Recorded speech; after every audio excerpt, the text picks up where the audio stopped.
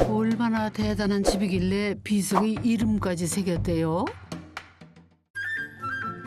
비석에 새겨져 있던 사우랑 숲집을 찾으면 된다는 말씀이죠? 아, 여기 뭐가 있긴 하네. 호랑숲. 이 집인가? 근데 아까는 사호랑이었는데 왜 사호로 바뀌었지? 사오정 할 때 오가 아니라 호랑이 할 때 호네.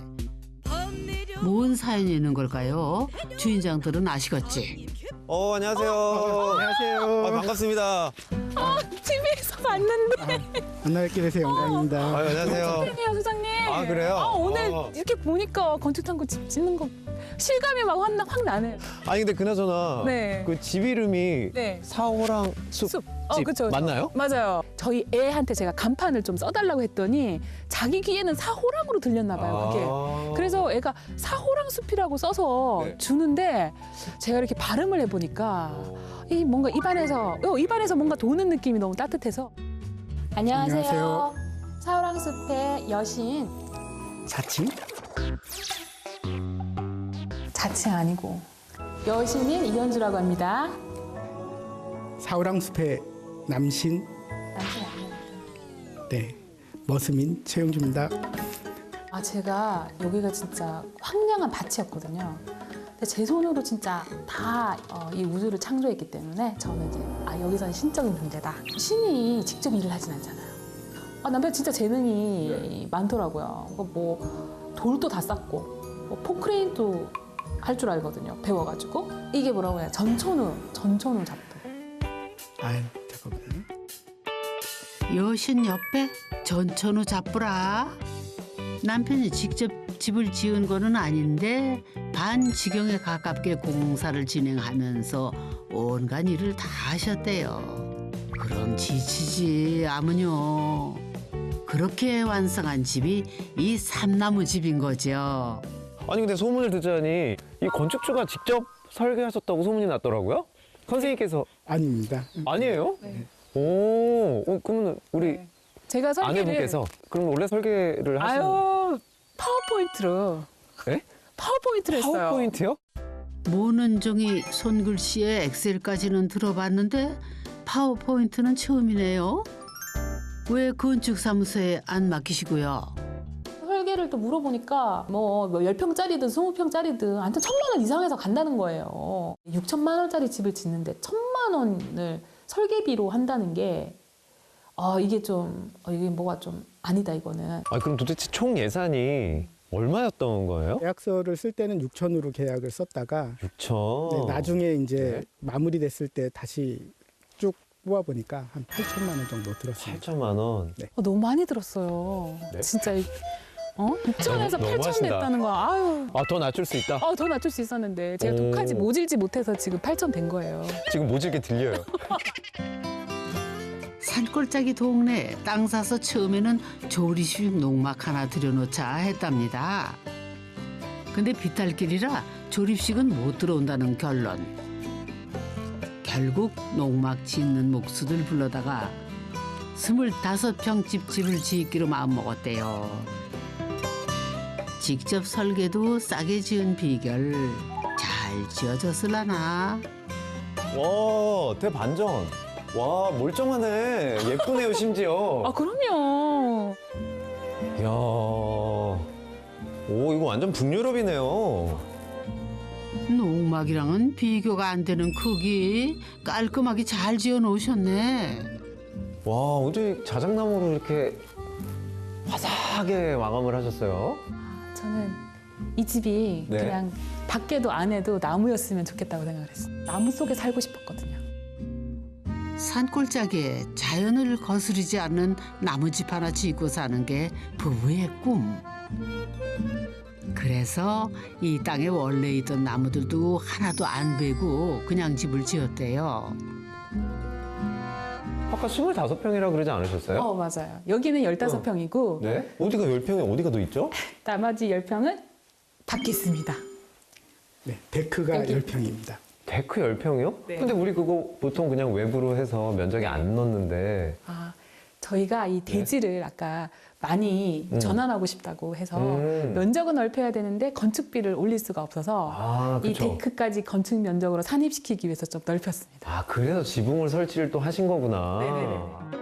다들 어떻게든 꼼수라도 써서 넓게 짓고 작게 신고할 방법만 생각들을 하는데 이분들은 정말 특이하시다. 근데 사실 현실은 좀 반대 상황인 게 이제 건폐율이 한정되어 있다 보니까 데크는 어떻게 해서든 외부 면적으로 하려고 그렇죠. 우리들 되게 노력을 하거든요. 네네네. 근데 선생님 케이스는 완전 반대네. 저희는 어떻게든 저기를 건축 면적에 넣어야 된다. 하는. 많이 넣기 많이 위해서. 넣어서 많이 대지로 바꾸겠다. 괜찮, 비용 절감할 때 좋은 방법인데요? 넓은 집 지어봐야 풍경을 가로막기나 할 뿐 BPR 작은 오두막 한 채 지어 자연과 더불어 사는 게 두 분의 로망이었대요. 그러니 데크는 거거익선. 이게 비용 절감 노하우자 초대형 데크의 탄생 비화랍니다. 집을 처음부터 큰 집을 짓고 싶은 생각이 없었었죠. 저희 땅 같은 경우는 이제 차경을 할 수 있는 뭐 뷰가 나오는 땅이라서 오히려 이제 이렇게 벽에 막혀 있는 것보다는 데크에 나가가지고 이렇게 풍경을 보는 게 되게 잘 어울리는 불멍하기 좋은 공간이에요. 배보다 배꼽이 더 큰 데크부터 구경해 봅시다. 진짜로 크기는 크다. 비닐까지 둘러쳐 주셔서 텐트 같아요. 불도 있고, 야 낭만 있어요. 데크 이 정도면 이 뒤에는 이제 번듯한 한 50평 집, 아 그렇죠. 1, 2층 집 있으면 한 이 정도 면적을 할애하는데 정말 고민했는데 이건 정말 잘하신 잘한 것 것 같다. 같아요. 네, 특히 난로가 네. 야, 우리 이 불장난 좋아하잖아요. 네. 이 난로도 새로 산 건 아니고 제가 캠핑 다닐 때 들고 다니던 거를. 그래요. 아니 근데 아까 저 집에 들어올 때 유심히 본 게 있거든요. 아 보셨어요? 네, 되게 세련된 디자인을 잘하는. 보셨구나. 텐트처럼 꾸민 데크 옆에 러닝머신 맞죠?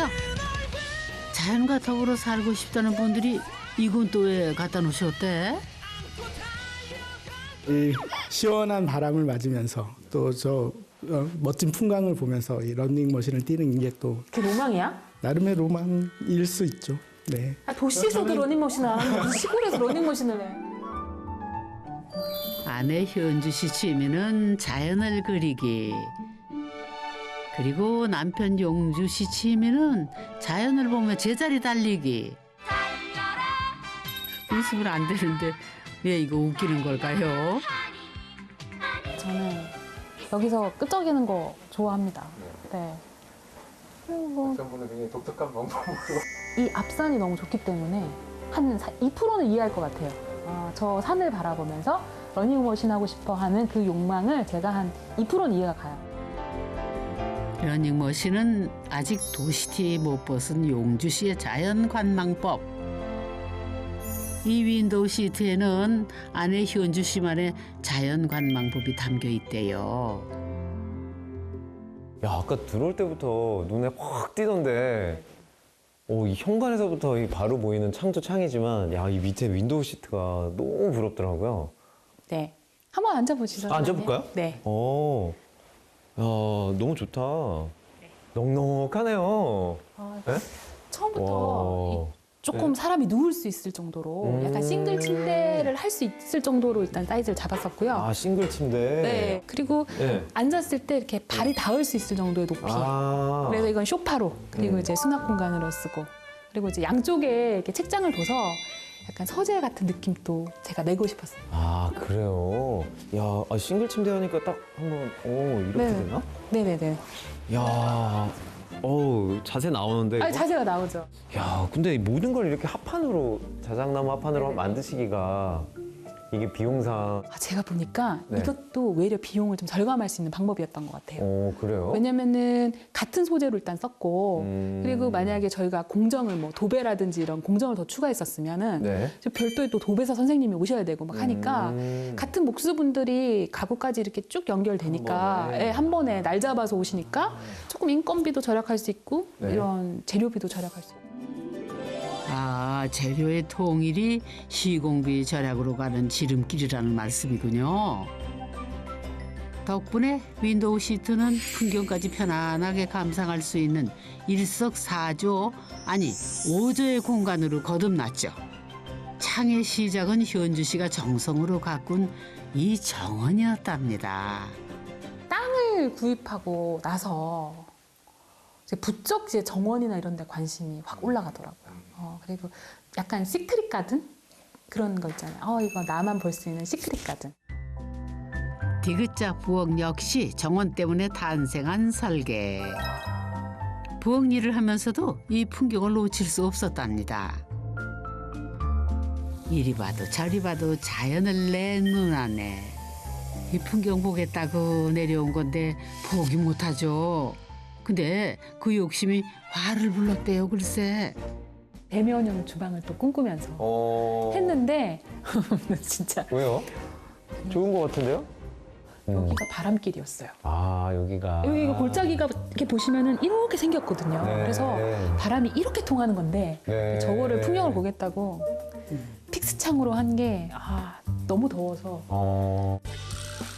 바람은 자고로 맞바람인데 픽스창으로 대놓고 그 길을 막았으니 갈 길을 잃죠. 바람이 돌고 돌아 나가질 못하니 집이 덥지 안 더워요. 결국 20평 좀 넘는 집에 에어컨만 2대. 근데 바람 말고도 안 도와주는 게 또 있었답니다. 이제 결정적으로 여기가 이제 정남향인데요. 네. 남향이면 다 좋은 줄 알았거든요. 근데 처마가 없는 남향이어서 빛이 너무 깊게 들어오더라고요. 그건 그렇네. 이 비 때문에 명당에서 불편한 자리로 전락한 곳도 있대요. 오늘은 버섯 크림 스파게티입니다. 이거 너무 눈부신데? 대체로 좀 세워야 될 것 같아. 가르쳐줄게. 용주 씨 너무 낭만적이다. 근데 여기서 점심은 안 되겠다. 그죠? 눈부셔서 어디서 저 아래서 앉아 드시는 거예요? 저희가 거실하고 다이닝룸이 여러 개가 있어요. 네? 아니 오늘 저 비용 집 온 거 아니었어요? 그죠? 아니에요. 저희 집이 450평이라니까요. 네? 여기 완전 부잣집이네. 25평 집이 언제 450평으로 둔갑을 했대요? 소장님 여기가 저희 다이닝룸이에요. 아 이게 뭐예요? 아니 소장님 450평 다이닝룸이에요. 아니 좋긴 한데 룸은 아니잖아요. 여기 앞에 있는 1000평 밀밭. 이게 밀밭이에요. 아 이게 밀밭이에요? 네, 나중에 밀이 막 바람 따라 막 물결치고 여기 위에서 나무 그늘이 떨어질 때 네. 이제 저희 뭐 한 1,500평 가까이 되는 다이닝룸에 있는 거죠. 너무 표현이 멋있다. 집이 뭐 정작 클 필요가 없네요, 별로 두 분한테는. 이 집에는 지붕 없는 다이닝룸이 3개나 된대요. 자연이 만들어주는 나무 그늘 따라 자리를 옮기는 작은 수고만 감내하면은 450평 집을 빠짐없이 활용할 수 있겠다 생각했다죠. 자연과 더불어 살겠다고 지은 집이니 이건 수고로움이 아니라 계산된 축복이라고 말이죠. 자연에 있어 보니까 어느 계절에 어느 시간에 어디에 바람이 들고 어디에 해가 드는지를 알게 되더라고요. 거실이 꼭 이렇게 딱 고정돼 있을 필요가 있나? 그러니까 저희는 450평짜리 집을 가지고 있는 겁니다. 450평 집에서 공간을 나누는 거는 벽이 아니라 풍경. 25평 집은 지붕이 있는 나무방 하나인 셈이었네요. 원래 그 두 분 직업은 뭐예요? 저는 공무원이고요. 네, 저는 소프트웨어 개발자입니다. 부가 내 맘대로 할 수 있는 게 별로 없는 도시에서 도망치는 방법은 짐 싸들고 자연으로 떠나는 것뿐이었대요. 그 속에서는 숨 쉬는 것 같았답니다. 철저하게 의리잖아요. 어떻게 보면 민원인들이 오시면 거기서 무리한 주장, 막 무리한 요구를 해도 일단은 다 들어줘야 되잖아요. 속으로는 아유 정말. 소금 얘기. 속 얘기나. 네, 여기 완전 갑이죠. 여기는 저를 어떻게 할 사람은 없어요. 할 수 있는 사람이 없어요. 도시에 살면 저는 을입니다. 여기 오면 갑이지만. 나는 언제 갑이 되나? 그러네. 갑이 되는 적이 별로 없네. 갑을 사랑하시니 별 수 있나요? 이 집 때문에도 특별한 사연이 있답니다. 건담 명패를 단 걸 보니 이 나무가 이 집 대문 맞네. 저희가 이 집 지을 때 좀 이 감나무 때문에 애를 먹었습니다. 이 나무 때문에 애를 먹어요? 왜요? 처음에 이제 기초 공사를 할 때 레미콘이 들어와야 되는데 요 감나무 때문에 이 폭이 좁아가지고 레미콘이 들어오기 힘들다고 하더라고요. 포크레인으로 길을 닦았는데 레미콘이 와가지고 못 들어오겠다는 거예요. 결국에는 트럭으로 콘크리트를 받아가지고 날랐어요. 그때부터 이제 일정이 막 지연되기 시작하면서 이 기초 공사가 약간 좀 날림이 돼버렸죠. 나무를 베지 않겠다는 일념에 굴착기로 콘크리트 기초를 완성했더니 공보 자국이 천지. 원래 컨셉이 이 땅에 그냥 나무집이 하나 딱 서 있는 그런 느낌이었거든요. 뭐 모르니까. 그냥 집부터 올리고 그 다음에 이제 토목 공사를 한 거죠. 자연의 집 한 채 얹으면 그만이라는 낭만적 사고가 만들어낸 비극이었죠. 결국 순서가 바뀐 토목공사 때문에 기초가 묻혀서 문제가 생겼대요. 나무는 습기에 약한데 땅에서 습기가 올라오는 거죠. 벌써 나무 색이 많이 변했네. 이게 왜 그러냐면은 사실 이제 빗물을 맞다 보면 나무가 좀 젖고 이제 마르고 뭐 이러는데 저 아랫부분이 그 바닥을 치는 비가 되게 많아요. 의외로 튀어서 올라가는. 그래서 어떻게 하면 좋으냐면 아까 말씀하셨던 대로 약간 단차가 있고 그리고 그 밑을 이제 저렇게 단단한 콘크리트가 아니라 이제 쇠석이나 콩자갈 같은 거 있죠. 깔아주면 오염이 훨씬 덜해요. 자갈이 더 낫구나. 그러나 감나무를 지키기로 한 건 일말의 후회도 없답니다. 그것이 원래 이 집 지은 부부의 철학. 이번에는 나무집, 아니 나무방의 화장실을 탐구하러 갑니다. 화장실에도 그늘지고 습한 게 문제가 됐다는데 뭔 문제일까요? 야, 화장실도 굉장히 깔끔하게 잘 된 것 같은데. 저희 집에 욕실에 또 하나의 문제가 있었습니다. 왜요? 뭐 물이 샜나? 문제 없어 보이는데? 막 날아다니는 것들이 있었습니다. 벌레요? 네, 그게 알고 보니까 흰개미였습니다. 흰개미요? 네. 습하고 그늘진 환경 덕에 나무 속에서 무사히 알을 깐 흰개미들이 창궐 한 거래요. 근데 그 날벌레들이 그냥 검은색으로 일반 날벌레 같았어요. 그래서 처음엔 흰개미인지도 몰랐죠. 저희는 흰개미는 흰색이라고 생각했기 때문에. 그리고 개미가 날개가 있을 거라고 생각 안 하잖아요. 천년 고찰도 무너뜨린다는 흰개미 박멸을 위해 결국 전문 방역팀까지 불렀답니다. 근데 운이 좋았어요. 흰개미가 이 집의 끝부분에 있었거든요. 만약에 집 가운데 쪽에 이 흰개미가 있으면 더 많이 이렇게 퍼졌을 텐데 집 끝에 있었기 때문에 끝부분만 좀 정리를 그러니까 뜯어내고 하는 부분이 좀 적었죠. 제가 계속 잘못된 것만 얘기한 것 같은데 사실 진짜 잘한 것도 있어요. 그래요? 네. 다 잘한 것 같은데. 또 있나요? 네. 와, 여기 드레스룸이구나. 유일한 방을 옷과 각종 공구들에게 내준 이유가 있답니다.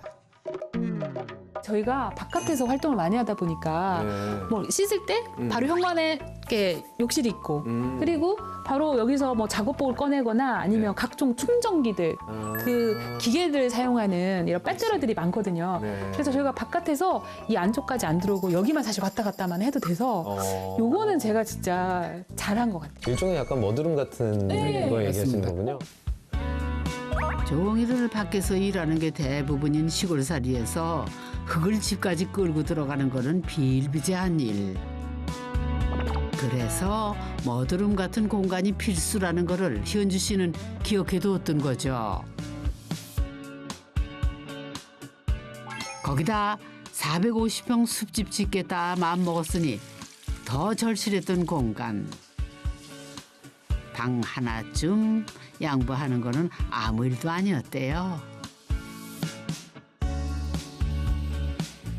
당신의 집에 대한, 나만의 집에 대한 그 정의를 좀 새롭게 내렸던 것 같아요. 저런 생활 하다 보면 안에 있는 시간보다 밖에 있는 시간이 더 많잖아. 야, 밖을 방으로 생각하자. 이거 하나로 많은 비용들이 절감이 됐다고 생각을 하거든요. 솔직히 말씀드리면 저는 싸고 좋은 집은 별로 없는 것 같아요. 그냥 내 요구를 내가 어느 정도 돈을 쓰겠다고 하면은 자기의 요구사항을 그 정도에 맞춰야 돼요. 사실은 자기 요구사항을 그 금액대로 좀 조절해 나가는 것도 필요한 것 같아요. 그래서 일어나는 불편함은 다른 것들로 좀 해결해 가는 식으로 처음부터 완벽한 집, 완벽한 설계, 내가 꿈꾸던 모든 로망을 갖춘 집 이렇게 접근하면은 엄두가 안 날 것 같거든요. 네, 집을 잘 지은 걸로. 네.